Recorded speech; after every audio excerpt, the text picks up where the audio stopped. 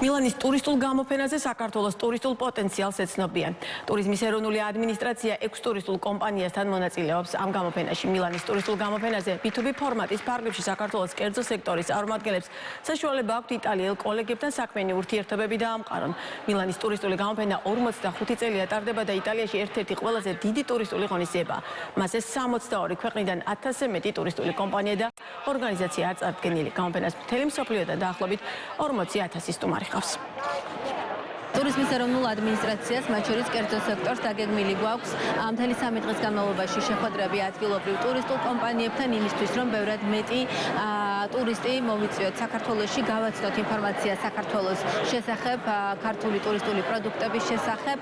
იცით, რომ ევროკავშირის ქვეყნები ჩვენთვის ერთ-ერთი ყველაზე მნიშვნელოვანი ბაზარია, სტრატეგიული ბაზარი, ჩვენ ასევე გვაქვს კამპანიები. დიდი ინტერესია საქართველოს ტურიზმთან მიმართებაში და ვფიქრობ, ეს ღონისძიება არის ერთ-ერთი ყველაზე მნიშვნელოვანი, რომელიც დაეხმარება ზუსტად გამყვანი ტურისტების მიზიდვას საქართველოში და პირიქით. შედეგებს ველოდებით წლევანდელი გამოფენიდანაც, იმიტომ რომ ძალიან არის გაზრდილი ინტერესი იტალიიდან. ფრენები აპრილიდან იქნება EasyJet-ის მილანიდან თბილისის მიმართულებით და ძალიან აინტერესებთ ეს ფაქტი და მოსწონთ იტალიელებს.